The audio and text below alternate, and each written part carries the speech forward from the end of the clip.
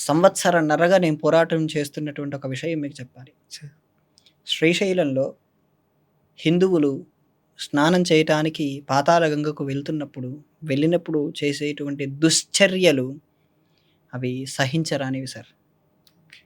హిందువులు అక్కడికి ఎన్నో మెట్లు దిగి, ప్రయాస దిగి స్నానం చేయటానికి వెళ్తుంటారు. వాళ్ళు చేసేటువంటి పద్ధతి మాత్రం అది తప్పకుండా ప్రతిఘటించదగినది. స్నానం చేసేటువంటి పద్ధతిలో వాళ్ళు ఈత కొడుతుంటారు. హ్మ్. హ్మ్. బనియన్లు వేసుకొని, నీళ్ళు డ్రాయర్లు వేసుకొని, సబ్బులు, షాంపులు దాంట్లోనే వేస్తుంటారు. దీని ప్రకారంగా చాలా సార్లు అక్కడ ఉండేటువంటి దేవాలయ విషయాలతో, అధికారులతో నేను ఇది చెప్పడం జరిగింది. మేమేం చేస్తామండి అంటారు. దానికి వాళ్ళు కొన్ని బోర్డులు కూడా పెట్టారు. ఆలయంలో ఈ సబ్బులు, షాంపులు ఉపయోగించరాదు అని చెప్పి బోర్డులు పెట్టారు. స్నానాలు చేసి బట్టలు అక్కడ వేసేయరాదు బోర్డులు పెట్టారు. అది అవగాహన? అది పూర్తి స్థాయి అవగాహన కాదు. ఒకవేళ షాంపులు, సబ్బులు అందులో వేయరాదంటే వాళ్ళు అక్కడ అమ్మడానికి వాళ్ళు అనుమతి ఇచ్చారు. అక్కడ ఎంట్రీలోనే అమ్ముతున్నారు. యెస్. అప్పుడు ఇంకా అదేంటి? ఇండైరెక్ట్‌గా ప్రోత్సాహం అనే కదా అర్థం. మీరు విదేశాల్లో ఉండే నదులను ఎప్పుడైనా పరిశీలన చేశారా? నేనెప్పుడు వెళ్ళలేదు సార్. వెళ్ళలేదు. కానీ గమనించారా? ఓకే. వాళ్ళ నది చాలా శుభ్రంగా ఉంటాయి. అంటే చూడడానికి చాలా నీట్‌గుంటాయి. వాళ్ళ నదుల్లో దేవతలుండరు. కానీ ఇక్కడ స్వయంగా మనం నదిని దేవత అని భావిస్తున్నాం. దేవత అని భావిస్తున్నప్పుడు సబ్బులు రాసుకొని, షాంపూలు రాసుకొని ఈత కొట్టటం, అక్కడే అదే నీళ్ళలో బట్టలు ఉతికేయటం, అదే నీళ్ళలో మూత్ర విసర్జన చేయటం, అదే నీళ్ళలోనే ఎన్నో రకాల అకృత్యాలు చేయటం అనేది సహించదగిందా? అంటే అసలు కాదు. అక్కడ షాంపులు, సబ్బులు పెట్టుకునేటువంటి పద్ధతి ఏ స్నానఘట్టాల దగ్గర ఉండకూడదు. అక్కడ స్నానం చేయాలి అంటే కేవలం మునకలు వేయాలి. దీన్ని చూసి చాలామంది విదేశస్తులు లేదా ఇతర మతాల వాళ్ళు దాన్ని విమర్శిస్తున్నారండి. ఓకే. అక్కడ చూడటానికి మీరు అడుగు పెట్టలేరండి. మొన్న నేను కరెక్ట్‌గా పోయిన నెల వెళ్ళినప్పుడు అడుగు పెట్టి మీరు అందులోకి నీళ్లు తీసుకొని చల్లుకుంటే నేను మీకు రూ. 1000 ఇస్తాను. అంటే ఆ నీళ్ళలోనే అక్కడే ఒకావిడ సబ్బు తీసుకుంటుంది. అక్కడే రుద్దుతుంది. అందులోనే నీళ్ళలో జాడిచ్చేస్తుంది. అంటే అది స్నానఘట్టమా? లేదా అదొక నదియా? లేదా మామూలు నీళ్లు పారేదా? అక్కడ దేవత, అక్కడ నదీ స్నానం, నదీ దేవత ఉంటుందనేటువంటి భావన వాళ్ళకు పోయింది.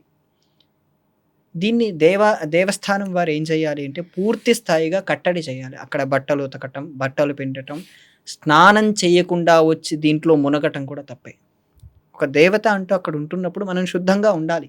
శుద్ధంగా వెళ్ళి మునిగితేనే ఆ దేవత మనల్ని అనుగ్రహిస్తుంది. మనం శుభ్రంగా ఎక్కడో ఊరు నుంచి వచ్చాం, పొద్దున్నే దిగాం, బట్టలు, బ్రష్, పేస్టు తీసుకున్నాం, అక్కడే పేస్ట్ పెట్టుకున్నాం, అక్కడే రుద్దుకున్నాం, అదే నీళ్ళతో కడుక్కున్నాం, అదే నీళ్ళతోనే స్నానం చేసామంటే అది స్నానమే కాదు. మీరు ఎక్కడైనా రూమ్ తీసుకోవాలి, అక్కడ స్నానం చేయాలి. తర్వాత పొడి బట్టలు, మంచి బట్టలు కట్టుకున్న వాటితోనే వచ్చి స్నానం చేస్తేనే అది నిజమైన స్నానం. కానీ అది కూడా మునకలు వేస్తేనే, ఈతలు కొట్టటం లేదా ఏవేవో చేయటం తప్ప అదంతా తప్పే. అలా చేస్తేనే ఆ నదీ దేవత అక్కడ ఉంటుంది. లేదంటే ఆ దేవత వెళ్ళిపోతుంది.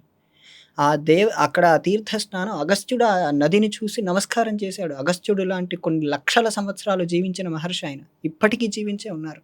ఆయన అందులో స్నానం చేసి ఇది నాకు చాలా పుణ్యప్రదమైందని చెప్పి ఆ నదికి నమస్కారం చేసుకున్నారు. మనం దాంట్లోనే అన్నీ ఎంతోమంది మహర్షులు అక్కడ ఉంటారు ఇప్పటికీ సిద్ధుల రూపంలో. ఒక మాట స్కాంద పురాణంలో చెప్తారు. సిద్ధాశ్రముని మానస సరోవరాన్ని సిద్ధాశ్రమం అంటారు. అక్కడ విశ్వామిత్ర మహర్షి యజ్ఞం చేస్తుంటే శ్రీరాముడు అక్కడికి ఆ యజ్ఞాన్ని రక్షించటం కోసం వెళ్ళారు. అక్కడ ఎప్పుడూ సిద్ధులుంటారు. ఆ సిద్ధులందరూ ఏం చేస్తారంటే రాత్రి అంటే సూర్యాస్తమయం అయిన తర్వాత శ్రీశైలానికి వస్తారు సిద్ధులందరూ. శ్రీశైలానికి వచ్చి రాత్రంతా సాధన చేసి పొద్దున్నే సూర్యోదయ సమయానికి వెళ్ళిపోతారు. అంతటి సిద్ధులు అక్కడ పాతాళగంగ దగ్గర ఉంటారు. అంతటి సిద్ధులు ఆ నల్లమల్ల అడవుల్లో ఉంటారు. అంతటి సిద్ధులున్న ప్రదేశంలో మనం అంత అపవిత్రంగా, అపరిశుభ్రంగా అక్కడ ఉండేటువంటి ప్రదేశాలన్నీ కలుషితం చేసేస్తే అక్కడ ఉండేటువంటి నదీమ తల్లి కానీ, అక్కడ ఉండేటువంటి నదీ దేవత కానీ, అక్కడ ఉండేటువంటి ఆ సిద్ధులు కానీ ఆగ్రహించకుండా ఉంటారా? అవును సార్. ఇది ఇక్కడనే కాదు, చాలా చోట్ల జరుగుతుంది. ఈ శివమాలలు వేసుకుంటారు, స్నానం చేస్తారు, బట్టలు ఎక్కడికక్కడ కుప్పలు తెప్పలుగా పడేస్తారు. మొన్న విజయవాడలో కృష్ణా నదిలో ఈ భవానీ మాలలు వేసుకున్న వారు స్నానం చేశారు, బట్టలన్నీ అయిపోయింది, నా మాల అయిపోయిందని చెప్పి ఎక్కడికక్కడ బట్టలు విసిరేసి వెళ్ళిపోయారు. అది తీయటానికే చాలా రోజులు పట్టింది. 2022లో కశ్మీర్ వెళ్ళినప్పుడు సింధు నది అక్కడుంది. అంతకు ముందు సంవత్సరంలోనే అక్కడ పుష్కరాలొచ్చాయి. 2021లో పుష్కరాలొచ్చి మన వాళ్ళు తెలుగు వాళ్ళు చాలామంది ఎళ్ళిపోయారు. స్నానాలు చేశారు. బట్టలు ఆ నీళ్ళల్లోనే వదిలేశారు. 2022లో నేనెళ్ళినప్పుడు అక్కడ వాళ్ళు తిట్టుకుంటున్నారు మన వాళ్ళని. మన వాళ్ళనంటే వచ్చిన వాళ్ళందరిని తిట్టుకుంటున్నారు. వాళ్ళు తాగే నీళ్ళవి. మనం వాళ్ళు ఓకే. కలుషితం చేశాం.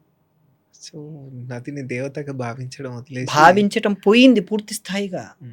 నది అనేది నీళ్లు పారేటువంటిదే కాదు.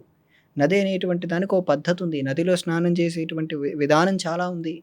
అందులో పద్ధతే వాడకపోయినా ఆ నదిని దేవతగా భావించకపోయినా మనం చేసేటువంటి పుణ్యం మొత్తం అక్కడ వదిలేసి అక్కడ ఇంత చేసినటువంటి పాపం పట్టుకొచ్చుకుంటాం. చాలా తప్పు. బయటికి కనపడేటువంటి శుభ్రతనైనా పూర్తి స్థాయిగా అక్కడ పాటించాలి. కేవలం మునకలు వేయాలి, వచ్చేటువంటి పద్ధతి ఉంటే ఖచ్చితంగా ఆ నది శుభ్రంగా ఉంటుందా లేదా? ఆ బట్టలు అక్కడ విడిచేయకూడదు. దూరంగా ఎక్కడో విడిచేయాలని చెప్పి వాళ్ళు దేవస్థానం వారు మెయింటైన్ చేస్తే ఎంత బావుంటుంది. దీన్ని వాళ్ళు ఖచ్చితంగా ఈ విషయాన్ని శ్రీశైల దేవస్థానం వారు ఖచ్చితంగా గమనించాలి. లేకపోతే శ్రీశైలంలో ఉండేటువంటి నదీ దేవత అధిష్టాన దేవత ఖచ్చితంగా ఆగ్రహిస్తుంది.